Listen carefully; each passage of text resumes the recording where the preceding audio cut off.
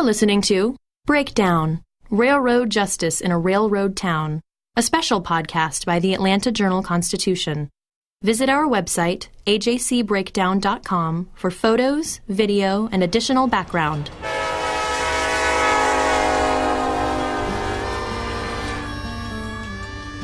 Previously on Breakdown. When we arrived, there was heavy fire involved on the front right corner. First impression was, this case is ridiculous. They don't have a good case here. The state doesn't have a good case. We have a verdict in the case, and so I don't have any idea what the verdict's going to be, but I would simply ask that there be no public outburst whatsoever, regardless of what the verdict is. State of Georgia versus Justin Chapman.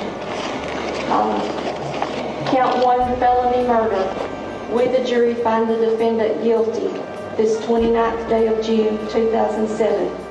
Welcome to Episode 2. So where were we?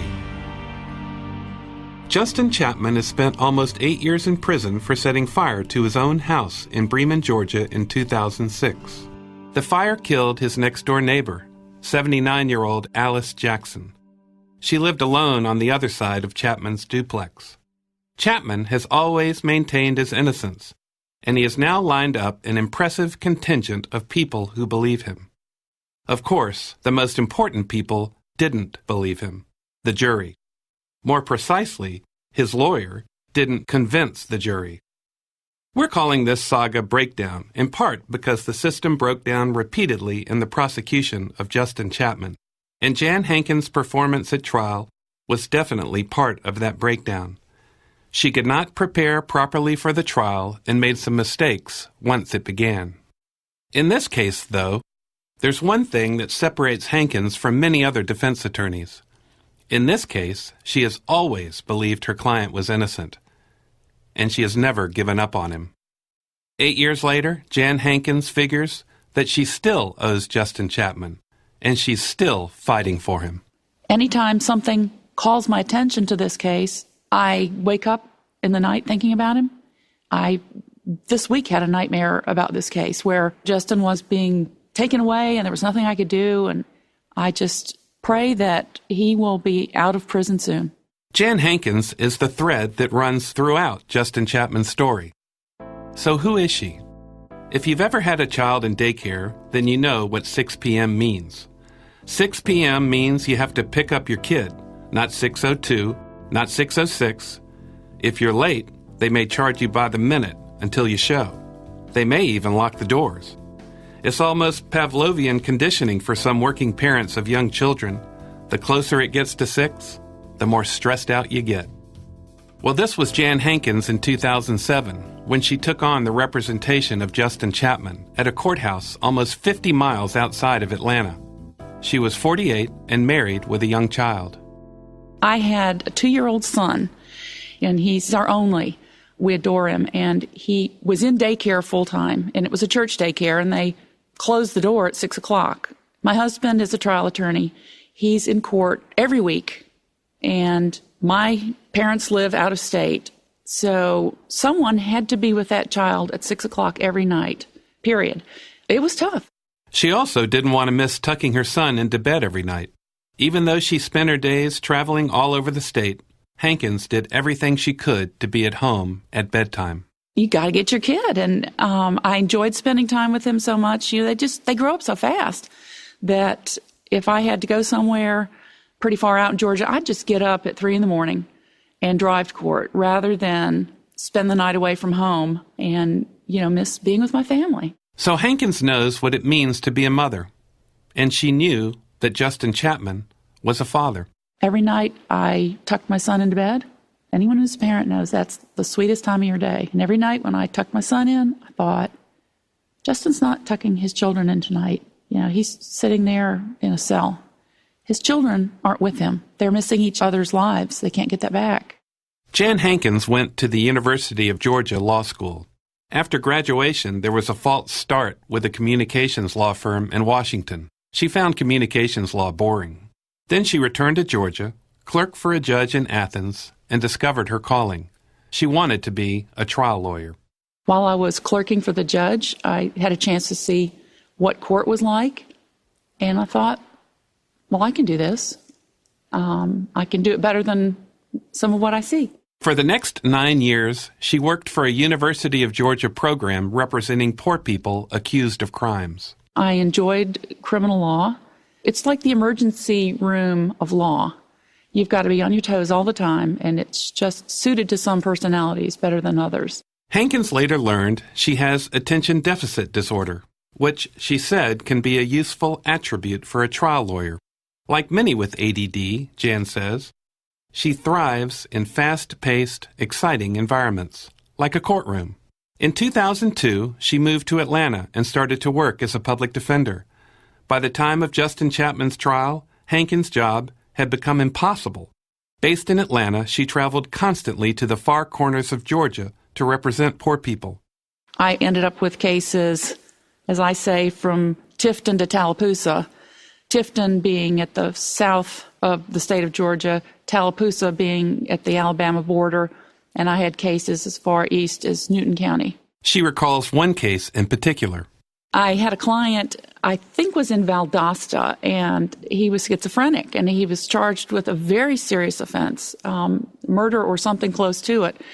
And it takes hours to drive from Atlanta down there. And I would get in the car and drive down there, get there to meet with my client, and all he would talk about is how the air in the jail was poisoning him. And I couldn't get anywhere. And then I'd have to turn around and drive back to Atlanta, and there'd be, 10 hours gone. For a video interview of Hankins, go to ajcbreakdown.com. If Hankins' job was impossible, she was also part of a system that was falling apart. For years, Georgia's indigent defense system was a national embarrassment. Defendants languished in jail for months at a time without ever seeing a lawyer. At many courthouses, assembly line, meet 'em and plead 'em justice was the norm. Lawyers met their clients for the first time just a few minutes before entering guilty pleas. In some pockets of the state, there was no investigation, no advocacy, no challenge to the prosecution's case. After a number of lawsuits and several exposés of the system's failings, I know what the stories exposed because I wrote a lot of them, the Georgia legislature established a state network of public defender offices. This new system opened its doors on January 1st, 2005, to great fanfare. But less than 3 months later, Brian Nichols, on trial in Atlanta for rape, overpowered a deputy, took her pistol, and killed a judge, a court reporter, and, later, a deputy and a federal agent. Here's a Georgia Public Broadcasting news clip from that day. Version of the FY06 budget, but first, a tragic shooting near the Capitol today. The two-block area surrounding the state capitol was a blur of police activity this morning after a fatal shooting. A suspect identified as Brian Nichols allegedly shot and killed 3 people in a Fulton County courtroom less than a mile from the Capitol. Suspect Brian Nichols is still at large. Governor Sonny Perdue is offering a $10,000 reward for information leading to Nichols' apprehension. Not surprisingly, prosecutors sought the death penalty. This just ratcheted up the cost of Nichols' defense. At one point, he had been granted 4 court-appointed lawyers, all of them billing by the hour. By early 2007, when the bill had ballooned to $1.4 million, legislators began noticing. Then they began fuming. How could this new system they just created possibly be worth it? By May 2007, the state public defender office was out of money. It suspended payments to dozens of lawyers representing defendants facing the death penalty. It also eliminated 41 full-time jobs after lawmakers slashed the system's budget. Why the cuts? Lawmakers were upset about the cost of Brian Nichols' defense. It should be noted that Nichols' final legal bill totaled $3.2 million. Not only that, prosecutors failed to get the death penalty. All this was happening back in Atlanta as Jan Hankins began preparing in earnest for Justin Chapman's trial. Weeks before the trial, Hankins convinced a judge to grant bond for Chapman. This meant Chapman could await his trial at home and not have to sit in jail. But as the trial approached, Hankins knew she wasn't ready. The right thing to do was to ask for a continuance, to give her more time to prepare, to investigate and interview witnesses. But she was torn. The judge had granted her a major concession, by setting bond for Chapman, and she didn't want to cross him by saying she wasn't ready. What if he called Atlanta to complain? With 41 of her colleagues gone, Hankins was concerned she could become number 42. So, she pressed on. Justin was granted a bond that day and walked out. And part of what I did was assure the judge that if Mr. Chapman was released to his community, that I'd get him back to face trial ASAP.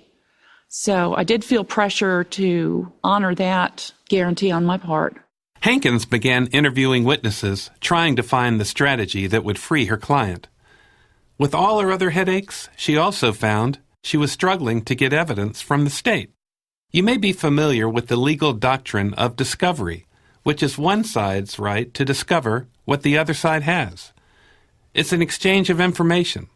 In the case of the defense, it's critically important, not to mention mandatory, that the prosecution hand over any evidence that might be favorable to the defendant.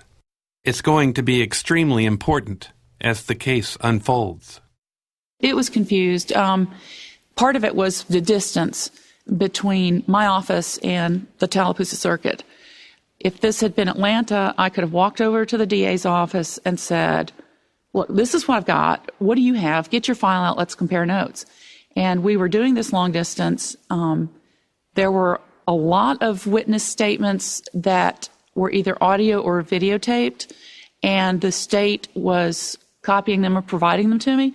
And I would get back to the office with some of these CDs and realize, well, wait a minute, it says witness John Doe, but witness John Doe isn't on this tape, it's somebody else. The stage was now set for a trial Chapman would lose. But before we go to court, let's talk for a minute about how fire and police investigators came to believe that Chapman committed this crime. Remember, there was a fight right before the deadly fire. The Bremen police received a call shortly after midnight from a neighbor of Justin Chapman's. He said he heard a young boy yelling, "Daddy, don't shoot him, don't shoot him." Daddy, in this case, was Justin Chapman. Chapman was in the process of pistol whipping William Paul Chives. Chives had shown up drunk at Chapman's door, claiming that Chapman had called his aunt a red-headed crack whore. Chives then called his brother on the phone and said he might need some help in teaching Chapman a lesson. You've probably heard the Southern expression, hit him upside the head. Well, that's what Chapman did to Chives with his pistol. Here's how Stephen Hughes, Chapman's friend who was there, described the fight in a police interview. I know I've seen Justin swinging on him hard, too, on top of his head. Justin had his knees on his arms and just pow, pow, pow like that. The dude said he had enough. That's when Justin stopped. He said, don't swing on me when you get up, because I don't want to hurt you any worse, you know. And when he was getting up off top of the dude, he ain't helped the dude up. And there was a couple more words said, then the dude walked off. Shortly after the fight, police found Chives down the street and arrested him for being drunk and disorderly. Back at Chapman's house, one of his young sons was having a panic attack over the fight and wanted to leave. And indeed, Chapman was concerned that Chives' reinforcements might show up at any moment for some payback. So Chapman and his friend, Stephen Hughes, decided it would be best for the Chapman family, Justin, his wife Christy, and the 4 kids, to leave and go to the Hughes trailer for the night. Chapman did take his family to Hughes trailer that night, but police believed that Chapman returned to his duplex, poured gasoline or some other accelerant on the front door, and lit it up. No one saw Chapman strike the match, and there was no physical evidence tying him to the scene. So how did the police settle on him as a suspect? Police files show that Stephen Hughes implicated Chapman in the crime. Hughes, who twice flunked out of the 7th grade before dropping out in the 8th grade, had been Chapman's friend for more than a decade. Hughes told police that Justin had bragged that he knew how to burn down a house and not get caught. Hughes also told police that he thought Chapman might have started the fire that killed his neighbor, Alice Jackson. The evidence? A full gas can that was sitting on some coolers at Chapman's house had gone missing. When police asked Hughes why he thought his friend actually did it, Hughes provided a motive that the prosecutor would use to great effect at trial. Chapman was upset his landlord had told him to move out and find another place to live. So how did investigators get there? I know you've seen police interrogations on TV, but here's one in real life. It took place just 2 days after the fire that killed Alice Jackson, and the police roll out all their tricks for this one. There are threats, there's subterfuge, there's misdirection. They truly sweated Hughes. Not long into the interrogation, he pulls out a handkerchief and begins wiping his brow. He's being interviewed here by state fire investigators Jimmy Maddox and Lee Taylor. They tell him right off the bat he can get in trouble for lying. They also start off all nice and friendly to get him comfortable. There's a lot of laughing and joking. But it isn't long before they begin leaning on him. This happens right after Hughes tells them he did not see Chapman use a pistol to beat up Chives during the fight that preceded the fire. Here's one exchange with Maddox. I'll be honest with you, I didn't see no pistol at all. You can be locked up for lying to a police officer. I know. Okay. I done been. Just warn you so you'll know again. Huh? Maddox and Taylor later confront Hughes, telling him he and Chapman had argued that night shortly after the fire. I can't find any witness statements that corroborate this, so it makes me wonder, were the investigators mistaken, or were they fishing? You also told him, you ain't gonna me like you did Paul. I'll whoop your ass. Who, I told you? Yes, you did. Oh, no. Oh, yes, you did. Come on, look at that face. Oh, yes, you No, did. seriously, I swear on my little girl's life, I did not. Well, okay, well, let me stop there. I've been doing this so long, when people start swearing, that's automatic that you're lying, brother. Maddox then really turns the screws. He tells Hughes that he and his wife could find themselves in prison and they could lose their daughter if they aren't telling the truth. You know anything about this fire? No, sir. You tell me the truth, I'll tell you the truth. and you'll take a lie detector, Yes, sir. and if you fail it, you go to jail and you charge for murder and arson. Well, you give me a lie detector test all you want.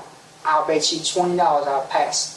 But listen to what I said. If you fail it, you go to jail for arson and murder. Wait a minute. Seriously? Failing a lie detector test is not good, but I don't think they send you to jail for it. I thought that required, evidence. I'll tell you what concerns me.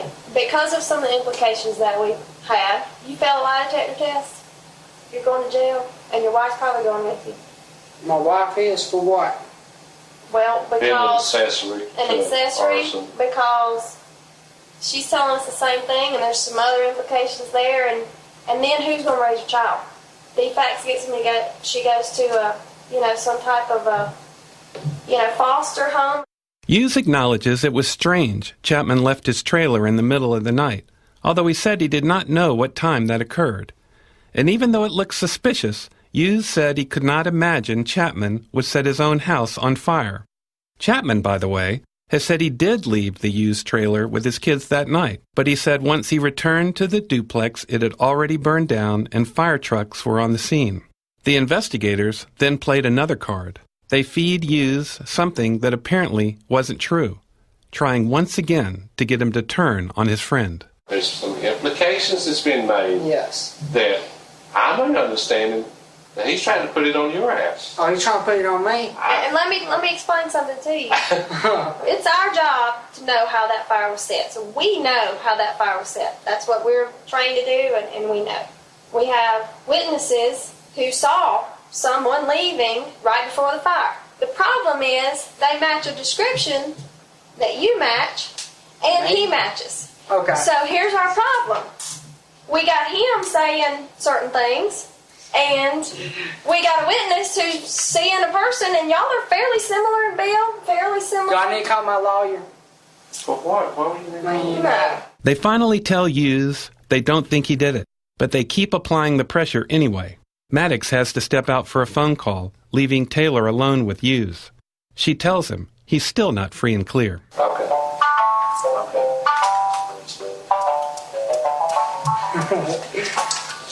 Continue on that track.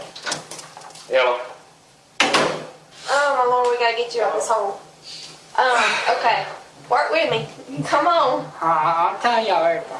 Think hard. I know. It's hard as hell when you're going on. Yeah, it is. Finally, Hughes tells them something they wanted to hear. Like I said, he might have did it. You know, he might have been pissed off because he was getting evicted, you know. But I don't know for sure. Hughes also tells them Chapman had been talking about how to burn down a house without getting caught. Next door neighbor's been breaking my trailer. I've been broken into 9 times. He said, he was telling me how to do it next time they left. I said, no, I ain't going to do no stuff like that. He told me the best way to burn a house down is with a sprayer. I don't know what kind of stuff he's talking about. Take it, spray on top of the ceiling, light it, and leave. There'll be no evidence. But he's been saying that about 2 weeks now. And, Hughes told the cops, Chapman had hidden components of a meth lab in his kitchen. It was all highly incriminating stuff. But there was something strange about it at the trial. During his opening statement, prosecutor Charles Rooks told jurors that he would call Hughes to the stand. And Rooks recounted the most inflammatory things that Hughes had already told the police. But Rooks never delivered on that promise. Hughes was never called to the witness stand. This meant that Rooks was able to get those damaging statements before the jury without ever calling Hughes as a witness. Almost exactly a year after the fire that killed Alice Jackson, Chapman went on trial for felony murder and arson. Presiding was Superior Court Judge Michael Murphy. Now, the name Murphy really means something in Bremen, so let's talk a bit about Murphy's Law. Judge Murphy is the son of the cigar-chomping Tom Murphy, the legendary Speaker of the State House, and one of the most powerful men in modern Georgia history. He also happened to be an attorney. Judge Murphy has a tribute to his late father in his chambers. Just a few feet away, in the courthouse law library, hangs a portrait of Tom Murphy's cousin, Harold Murphy, who has served as a federal judge for almost 4 decades. Down the hall, juvenile court judge Mark Murphy, son of Harold, cousin of Michael. That's Murphy's Law, Bremen edition. So now you know why the cops were looking at Justin Chapman. Now let's talk about Charles Rooks, the assistant district attorney who prosecuted Chapman. You won't hear much from Rooks in this account, other than tape of him in the courtroom all those years ago. So how did Rooks prosecute his case? He had 2 star witnesses and a smaller supporting cast lined up against Justin Chapman. There was Joe White, a jailhouse snitch who claimed that Chapman confessed to him when the 2 were in jail. He had Gary Allen Stroop, who claimed he saw Chapman limping away from the scene of the fire right after it was set.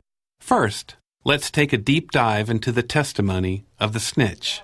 It all but put Justin Chapman away. Please state your name for the ladies and gentlemen of the jury. My name is Joseph White. Mr. White, you were charged with a crime in Harrison County, am I right? Yes, sir. And how long? Joseph White had previously spent 360 days in jail awaiting trial, charged with molesting 2 children over a 12-year period. But by the time Chapman's case went to trial, White himself had been acquitted of all the child molestation charges. White testified at trial that for 3 days after Chapman's arrest, he and Chapman were in the same cell block at the jail. They were part of a group of inmates who prayed together, White said. Here's White on the witness stand.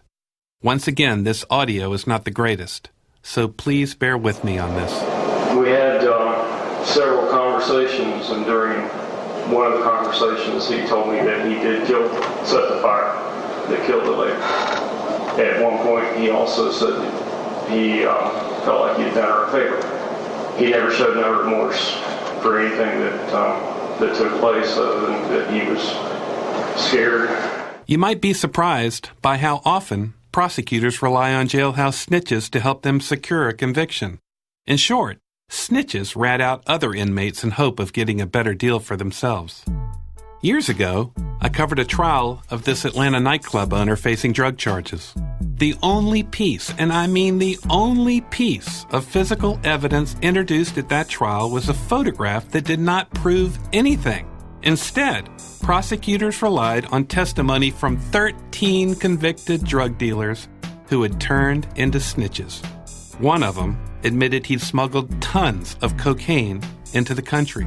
They all got reduced sentences for helping convict the nightclub owner. That was a real education for me, the use of snitch testimony. But I've since seen it happen time and time again. And more often than not, it seems to work. The key question in Chapman's trial was Joe White's motivation to tell police that Chapman had confessed to setting the fire. Was he doing this to get out from under the child molestation charges? Or was he coming forward because he felt like it was the right thing to do? On the witness stand, White insisted he was not trying to get any favor from the prosecutors, and it's important to remember that. Also, by the time White testified at Chapman's trial, he no longer had those molestation charges hanging over him. This must have made his testimony all the more credible to the jurors. And the story that White told was absolutely devastating. He never told me exactly how he started the fire, other than the fact that, yes, he said that he did. Did he tell you why? He said he had had several arguments with the landlord, and he'd gotten even with that landlord because he burnt the house down. White testified that Chapman had told him he had lined up alibi witnesses who would clear him. He also said he was going to blame the fire on William Paul Chives, the man he'd been in a fight with just hours before the blaze. But White said he couldn't figure out how Chapman was going to blame it on Chives when Chives had already been arrested that night and was in jail when the fire was set. There's also the stupid testimony. Here's White. There was a couple people that heard him have conversations on the phone about they'll never catch me. I started the fire in such a way that Brandon's too stupid to find out who did it. He'd also made that comment to me a couple different times. It's like, Brandon's never caught me doing anything. They're just too stupid, and they'll never catch me for this. Now, of course, Chapman claims he never said these things to White or to anyone else. And by the way, here's a statement from White that doesn't seem to make any sense. This is what White told police in an interview at the jail almost 11 months before the trial. He said Chapman said it after he'd been given permission by a jailhouse chaplain to preach to his fellow inmates. Yeah, he specifically said, thank you, God, for letting me be there to get my old lady and kids out of the fire. Let me repeat that.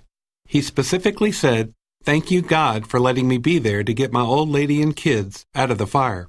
Well, that would have been a very strange thing for Chapman to say, because his wife and kids were not even at the house when it burned. They were, you may recall, over at Stephen Hughes' trailer, having fled their home out of fear that the Chives clan was on its way. That statement that White gave to police is completely at odds with the prosecution's theory of what happened that night. It seems like a pretty big contradiction. But White's remarks about Chapman saving his family from the fire were never played for the jury, and White didn't say anything like that when he testified on the stand.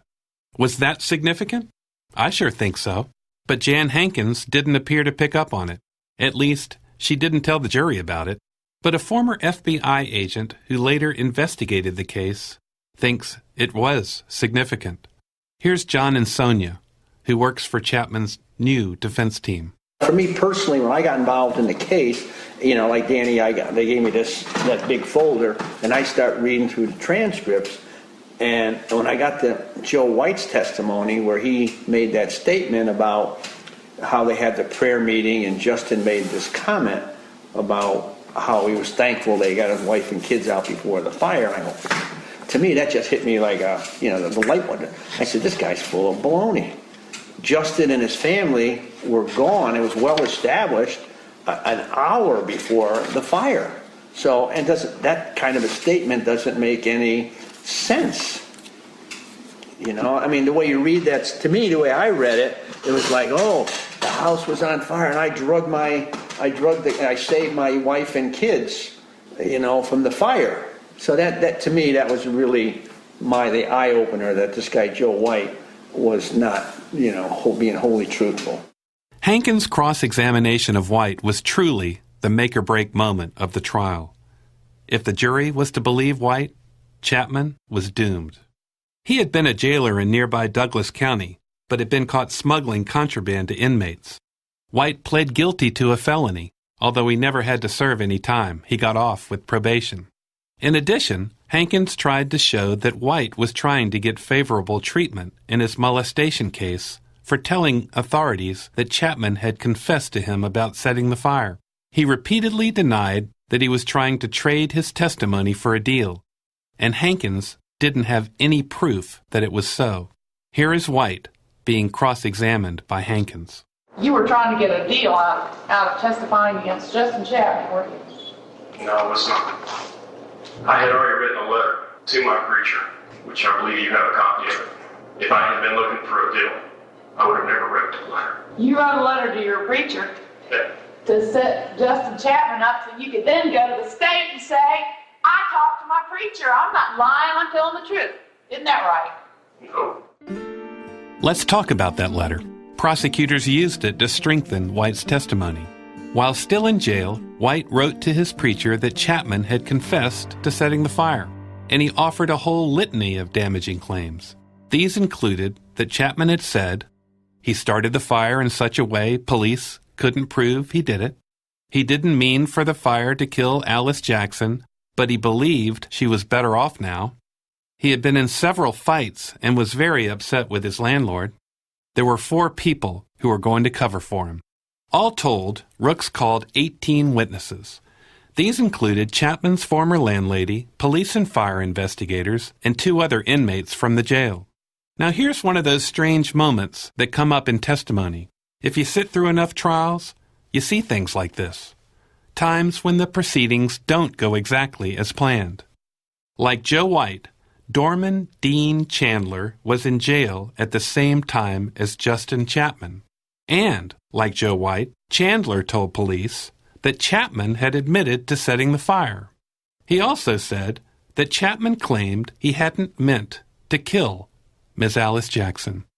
But when the trial rolled around and Rooks called Chandler to the stand, Chandler told a completely different story. He testified that Chapman never spoke of the fire or of Miss Alice. But Rooks still found a way to get Chandler's damaging testimony before the jury. His next witness was lead investigator Don Stevens. The detective played a tape of his interview with Chandler, in which Chandler said all the stuff that he wouldn't say on the stand. Chapman wouldn't say how he set the fire, just that he did it, and that he hadn't meant to kill Miss Alice. Now, the jury had the actual guy saying one thing and a tape of the guy saying something else. Jan Hankins brought Chandler back to the witness stand. She established that Chandler was a paranoid schizophrenic who had bipolar disorder. She also established that he was serving time in the Alabama penal system and that he'd love to have a little bit of his time shaved off in exchange for his testimony. Today, Hankins says Chandler later told her his real reason for not testifying honestly. He had been in the jail with Justin when Justin was detained there. And the witness came in and said, I'm afraid to testify. And I was confused because my understanding, my preparation for that witness involved believing that witness didn't have anything bad to say about Justin. So we had a lunch break, and I went down to the jail, and I said, Mr. Chandler, why'd you get up there and say you were afraid of Mr. Chapman? And I said, are you afraid of him? And he said, no, I'm not afraid of him. I said, then why are you afraid to testify? He said, because my family runs the mafia, and if they find out I testified for the state, they're going to be upset. Well, his family doesn't run the mafia. He's schizophrenic. I don't know what to make of Chandler's testimony or of his later comments to Hankins. It doesn't really matter, though. 2 other witnesses called by Rooks gave the prosecutor pretty much all the ammunition he needed to put Chapman away. First, let's hear from a 12-year-old boy, Chris Guyton. Chris was a friend of Justin Chapman's son, Austin. He testified that Austin came down the street and said he was worried his father was going to set fire to his house. Now note that this is a child on the witness stand, and the audio is not top quality to begin with, so we're going to play it twice for you. He came in there crying, saying his dad was going to burn the house down and everything. Now, here it is again. He came in there crying, saying his dad was going to burn the house down and everything. Yes, young Chris was saying that Justin Chapman's son was crying, saying, Daddy's going to burn the house down. Here's something for you to chew on. When the police first heard this, they were told it happened a couple of weeks before the fire. At the trial, however, jurors were told this occurred the day before the fire. Which brings us to Gary Allen Stroop. As we've delved ever deeper into this case, we've found ourselves talking a lot about Stroop's stoop. Stroop testified that he was sitting on his front porch steps before and after the fire broke out. It was from his porch, Stroop's stoop, that Stroop supposedly saw Justin Chapman walking not far away from the scene of the blaze. We can't talk to him now. Stroop died in 2012. So all we have is what he told the police in the days after the fire, and then, much later, what he told the jury. Interestingly, it's not exactly the same thing. Not even close, in fact. When Stroop was first interviewed by police, he said he'd been sitting on his stoop at about 3 a.m. when he saw a man walk around a corner behind the wall of a car repair shop just down the street from his house. This was shortly before the fire at Chapman's duplex began to light up the sky. It was dark, of course, and Stroop's stoop is about 200 feet from where the man was walking. Police pointedly asked Stroop if he thought the man he saw crossing the street was Chapman. Here's his answer, recorded during his police interview. They say that the dude who lives at the house carries a cane. This guy, I never seen no cane, so I can't say it was him, and I can't say that it wasn't. He had a limp on the right leg. He had kind of long, not real long hair, but a little bit longer. You can kind of see him wavy, yeah. Kind of nappy looking hair, you know. When he got to the trial, however, Stroop's story had changed in one key respect. He was no longer unsure about who he saw that night. Here's the tape of his testimony in court. Do you believe you know who it was that you saw? I believe it was Mr. Chapman. That's right. Now he was all but certain it was Chapman. To give Stroop credit, Chapman had badly injured his foot 6 years before the fire during an accident at work. But video taken of Chapman just hours after the fire shows he had closely cropped hair. There was nothing wavy about it. But Stroop was sure. Why would Stroop lie about this? I don't know for sure that he did. He could have been telling the truth. But it's possible that he was telling the prosecutor whatever the prosecutor wanted to hear. And it turns out Stroop had a very good reason to do just that. In fact, 10,000 reasons. On the next episode of Breakdown, what you can really see from Stroop's stoop and the appeal from hell. But as far as subpoenaing a lot of witnesses or anything like that, it was, in my opinion, it was pretty much a consent motion by that time. So you didn't prepare for a hearing? No. Do you want to know more about this podcast? Go to ajcbreakdown.com for a timeline, photos of the cast of characters, court documents, and bonus audio and video. Breakdown is a production of the Atlanta Journal-Constitution. The story is reported and told by Bill Rankin, produced by Richard Hallex. The music for Breakdown was composed and performed by Bo Emerson. Audio production by Chris Basta of CO3 Sound, Atlanta. Story consultant Susanna Capilouto. Special thanks to Billy Thurman, Bert Roten, Eric Netherton, and Brian Anderson.